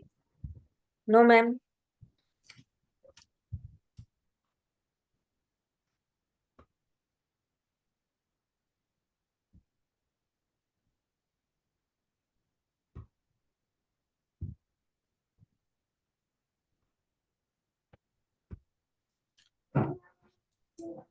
Ma'am, now? No, ma'am. It's not visible. तो ma'am मैं topic start कर दूं because time भी बहुत कम है. Please start, Jyoti ma'am. Please start. ठीक है. Sorry for ma'am this. Myself Jyoti Bhardwaj. I'm from Sanjay Teachers Training College, assistant professor. Being in the profession of in teaching, it is very important to all of us. It is very important all of us to participate in Excuse teacher me, training ma'am. programs. Ma'am, can I share her PPT, ma'am? Yes, yes, Shweta ma'am, please. Yeah, sure. Just a second, ma'am. Yeah, Yes, ma'am. yes. Yes, Just a ma'am, do second. it. Yes, ma'am.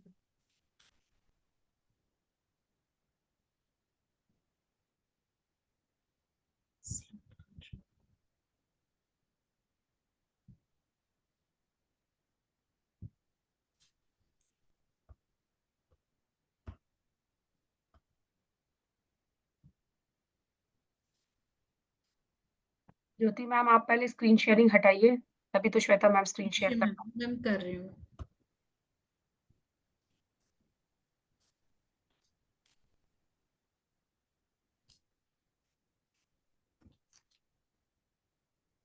Shweta ma'am कर रहे हो आप?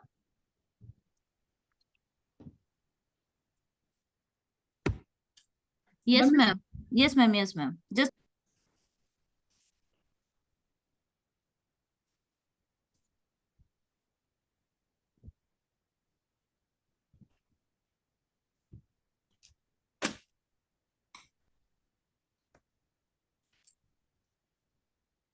Sorry, ma'am. No problem. No, sorry, ma'am. That happens, ma'am, sometimes. Technology. Ma'am.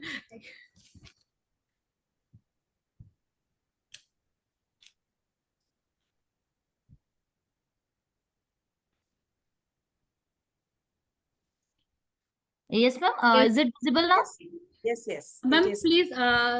Yes. Okay, ma'am. Second slide. Yes, ma'am. Okay. Myself, Jyoti Bhardwaj, assistant professor from Sanjay Teachers Training College. Ma'am, being in the profession of teaching, as we all know, teacher training programs are very important to enhance the skills of students and as ourselves. So, why I chose this topic, elevated education, our vision for future. Elevated education is a transformative approach which empowers students to thrive in the 21st century, because it is time to be connected with the latest digital skills. Next, ma'am, there are the characteristics of elevated educations. Through elevated educations, we can set higher academic standards, personalized learning, critical thinking and problem solving skills, and holistic development. Through this, we can personalize tailor-made instruction according to the needs of the students. And ma'am, next, here is education and sustainable education. In this, here we are discussing about the experiential learning, civic engagement, community-based learning. Experiential learning, we may connect students with the learning to do by method. In civic engagement, we can involve them with the socially acceptably work. Then, ma'am, next is technological advancement in education. It enhance access, personalized learning, and collaborative learning. In collaborative learning, we should mention more, because there are many types of students in our class. There are slow learners. There are also gifted students. According to their, we will provide them the material. Next one is, ma'am, there are types of training programs. There are many types of training programs: on job training, classroom training, online training, simulation, apprenticeships, internship, cross training, which are related to each other programs, professional development trainings like workshop, FDPs, as CTPD always done, technical training for soft skill training. These are all our programs which we can include in the curriculum of the teachers through the training programs.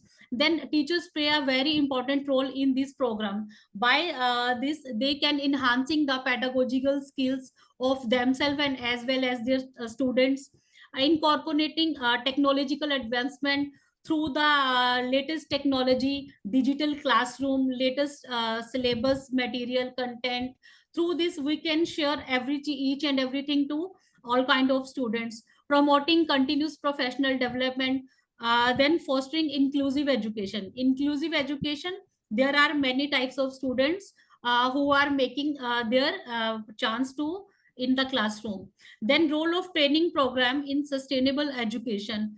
For their professional development, hands-on training, learning by doing, in which access to resources to all that person who are geographical far away. Then networking, collaborating, and alignment with standards of policy. Through this policy, teacher can help student how to understand sustainability in education and align with the national and the local education standards and policy. Here is the impact of training programs on teacher advancement. Teacher can improve their practices to teach the students. They can increase confidence, enhance technological skills. They can integrate technology effectively to their teaching practices, professional growth. Teacher program foster professional growth and development to all the industry. Next is, ma'am, thoughtful planning and strategic execution. By this, we need assessment through the interviews, through the seminars, through the workshop. We can collect data and execute the plan according to the then a clear objective, tailored content according to the needs of the student, and ongoing sports provide ongoing support and mentorship to educators throughout the training program, and offering resources, coaching, and opportunity for professional development. In conclusion, we can say, ma'am, by investing in thoughtful planning and strategic execution, we can create training programs that empower educators to embrace innovative teaching practice and make her teaching more interesting, and there should be a love for their teaching. Thank you, ma'am. Thank you, Shweta, ma'am. Thank you, Shweta, ma'am. Thanks a lot, ma'am. Welcome. Thank you, ma'am. Thank you so much, Ma'am, ma'am. time limit के according हो गया, sir. Thank you so much, ma'am. sir. Thank you, ma'am. Thank you. Thank you. It was So lovely. we are left with one presenter. I hope he is still in the meeting. We are left with Dr. Bhupendra Singh. He was the first presenter, but could not present his paper. So if he is present here in the meeting, we are giving you a second chance. Bhupendra sir, are you listening me? Let's locate Kiran, ma'am. I don't think he's present. I've sent him a message also, and I've called him also. He's not responding. Okay, then if he is not present, then Just check once in the list of participants if he has okay, joined ma'am. us. Otherwise, we'll move ahead.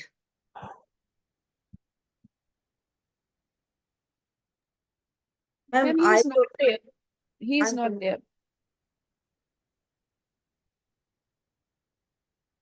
Ma'am, आप mute पर हैं, Shweta ma'am? Please ask Buddha Toki sir if we can move ahead. Yes, I can move ahead. I think all the presenters are already presented paper except one. Yes, sir. Yes, sir. We can move toward the conclusion or a concluding session. Okay, sir. Kiran ma'am, please move ahead. Okay, ma'am. Thanks a lot to all the presenters for the innovative papers. So moving ahead now.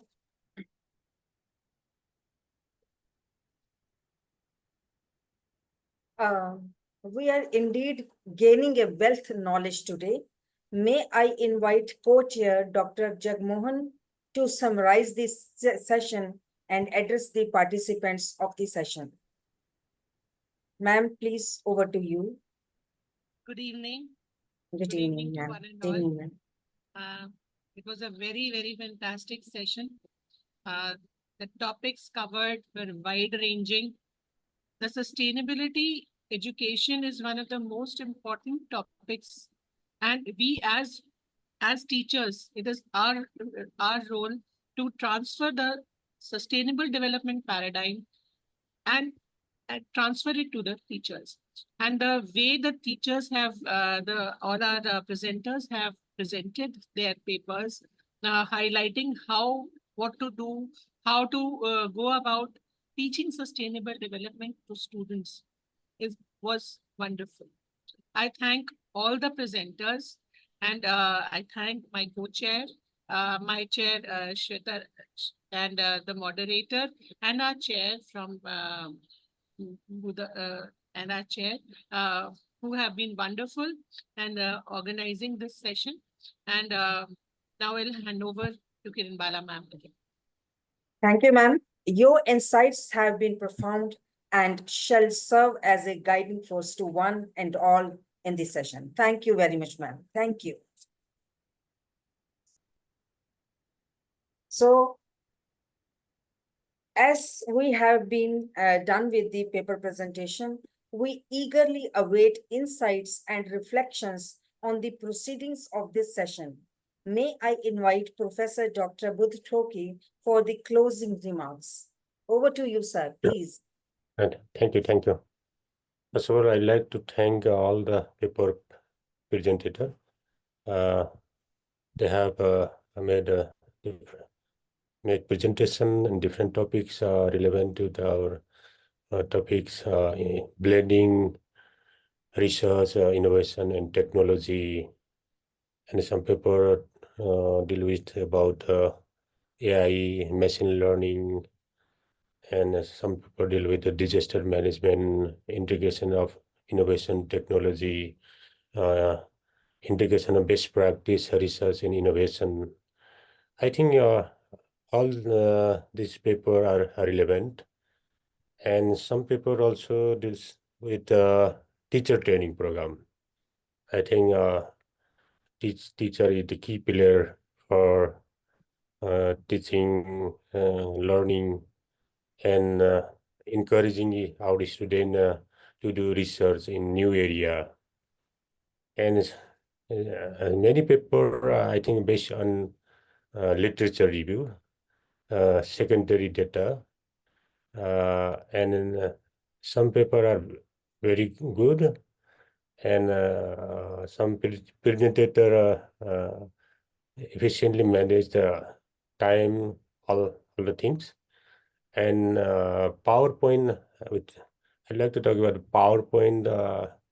I suggested all the paper pages do not write all the thing, do not copy the paragraph from your paper. Better to write the main key points so that you can explain the main idea of your research, and you can make a presentation within a given time. But though time is very limited, so that all the scholar research professor could not make the detailed presentation. And we are talking this session basically how we can integrate research, innovation, technology. I think this title or sustainable goals, if you want to generate a new idea, new technology, or innovation, I think we should conduct research using action research, intervention research, KJ experimental research, innovative research. I think innovative research. On the literature review, research paper based on literature review, second data can explore the scope of research. I think most of the paper, I think they have explored the areas of research they can do in their research in the future in this area. So I request all the presenter they can do further research by using not descriptive research, not literature-based research. You can conduct a research innovative way by using intervention design research, action research, participatory action research, so that you can generate a new idea, you can trial, you can experiment new idea, new innovation that can lead to the development of new technology. And in teaching training program also, we have to use innovative teaching methodology, and we have to use a different technology, AI, or we can use digital technology, like ICT, even YouTube, AI, machine learning, as a digital pedagogy. In 21st century, we have to integrate in our research, in our teaching, learning environment. We have to integrate, you have to use digital technology. Then we have to conduct the research in how we can promote digital technology, virtual learning, so that we can generate new idea. Anyway, different paper highlighted the scope of research, innovation, technology or technology innovation. If we are able to develop the new technology innovation, we are able to integrate the new idea that can definitely contribute the sustainable development. Not only sustainable development, we can also contribute the sustainable education, because higher education in 21st in crisis, because most of the students are not interested to go to the physical classroom. They want to learn working other distant places. After 20, 30 years, number of students studying in a physical classroom will be very low. So that we have to prepare, we have to take a strategy measurement so that we can continue our higher education, not only physical classroom, through the blended approach by integrating the AI technology. Our research, 20% research focus, we can focus on this area. Anyway, I'd like to thank all the paper presenters. I'd like to thank moderator, co-chair, other person who are engaged in this session. I'd like to thank you, organizing committee. I'd like to thank you all participant audience. With this pivot, I'd like to conclude this session. Thank you all. Thank you. Thank you. Over to you. Thank you. Thank you, Professor Dr. Budatoki, for your insightful closing remarks. Your words have provided us with a profound perspective on the significance of this session. Please accept as a token of gratitude from the organizers of the conference this virtual memento. Please, sir, accept this. Thank you. Thank you. I'll accept. Thanks a lot, sir. Thank you. Now, I request our respected co-chair also, please accept as a token of gratitude from the organizers of the conference this virtual memento. Ma'am, please accept it. Ma'am, co-chair, ma'am, please accept it. I think she's not there, but we will mail her this memento. So thank you very much. So as we approach the conclusion of today's technical session, we have a special moment to acknowledge the outstanding contribution of Dr. Shweta Rani as the convener of Track 5. Ma'am, your dedication, expertise, and leadership have played a crucial role in the success of this track, and we are honored to present you with a virtual memento as a token of our appreciation. Thank you, ma'am. Please accept this memento. Thank you so much, Kiran ma'am. That is truly mesmerizable, and indeed, I'm going to cherish this memento forever. Thank you so much. Thank you, ma'am. Thanks a lot. Now, dear Dr. Akanksha Srivastava, we want to take a moment to honor your exceptional contributions as the co-convener of Track 5, and we are deeply grateful for your support. Please accept as a token of gratitude from the organizers of the conference this virtual memento. Ma'am, please accept it. Thank you so much, ma'am. I'm deeply honored. Thank you. Thanks a lot, ma'am. We want to take a moment to honor your exceptional contribution, Dr. Mudassir Hamid. He is the co-convener of this track, and we are deeply grateful for your support. And please accept as a token of gratitude from the organizers of the conference this virtual memento. Dr. Mudassir Hamid, please, sir, accept this memento. Sir.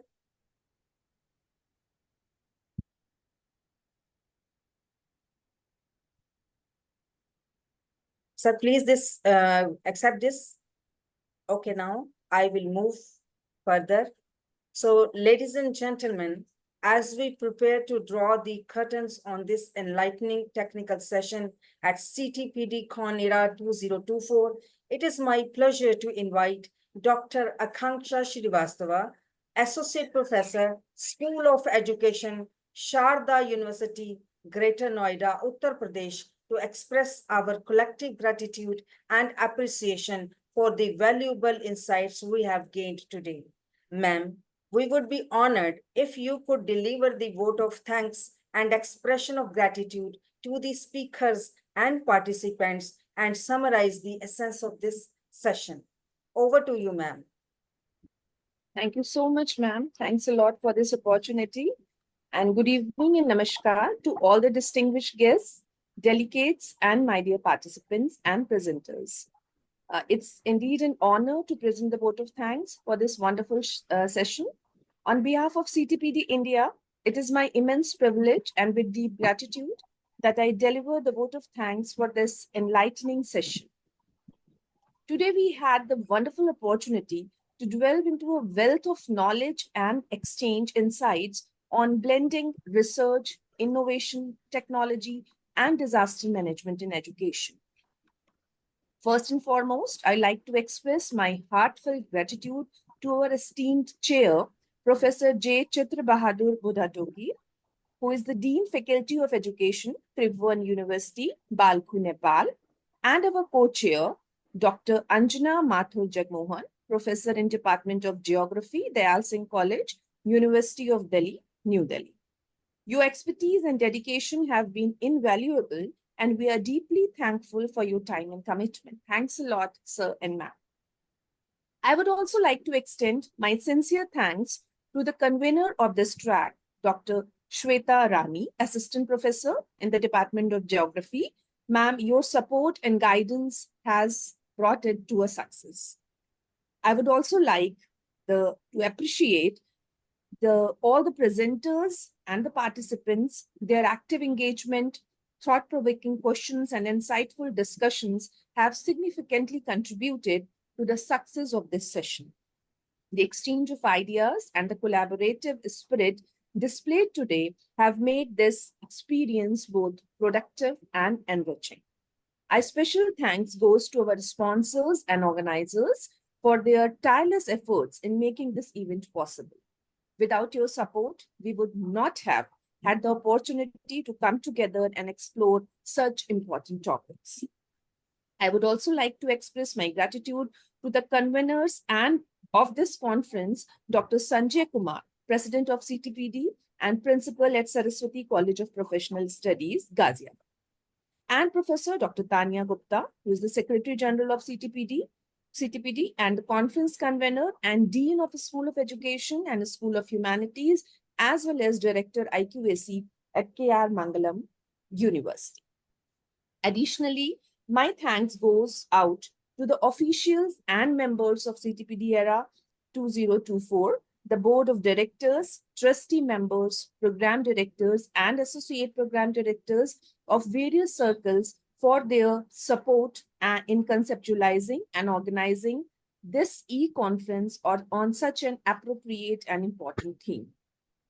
I also wish to acknowledge the hard work of the technical team, the co-conveners, the moderators, and all the behind-the-scene individuals who have ensured the smooth execution of this session.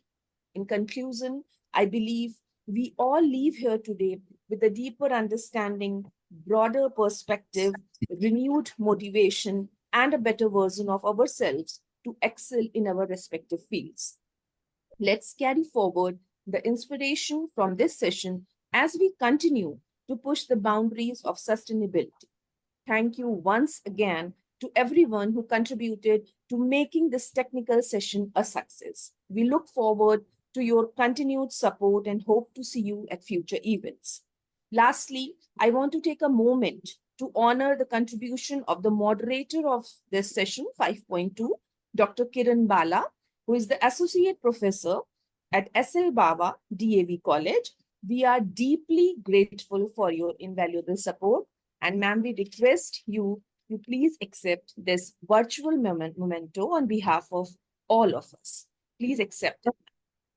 Thanks a lot, ma'am, for the honor. I am overwhelmed. Thank you so much. Thank you so much, ma'am.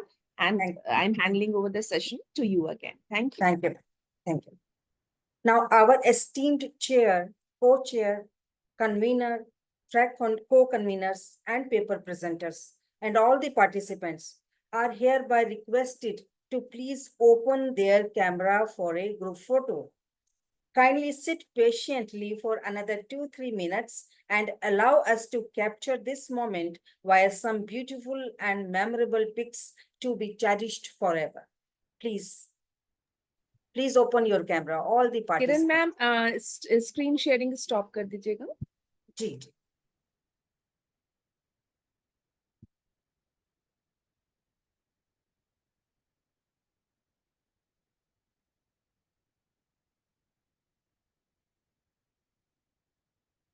Please, it is a request to all the participants to please switch on your cameras.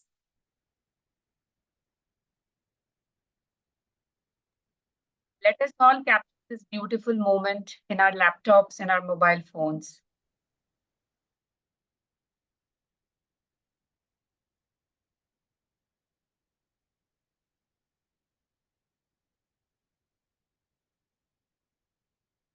Yes, ma'am, please move ahead.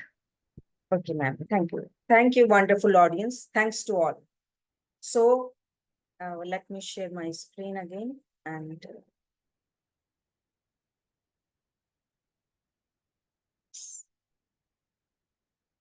so, ladies and gentlemen, thank you for attending our recent technical session. We hope you found the information valuable and the experiencing engaging. And also to ensure you that we continue to improve and meet your expectations, we kindly ask you to take a few moments to fill our feedback form. Your insights, your insights and suggestions are incredibly important to us and will help shape the future sessions. Thank you. Please fill the feedback form. And with that, we conclude this remarkable technical session 5.2. Knowledge is a journey and not a destination, and each step brings us closer to new horizons. Thank you for your active participation and unwavering enthusiasm. Enjoy the rest of the sessions at the CTPDCON era 2024, and may your pursuit of knowledge continue to shine bright. So thank you. Thanks to all. Please do not leave the meeting without filling the feedback form. Thanks a lot to each and everyone. Thank you. Thank you, Kiran ma'am. There is an announcement.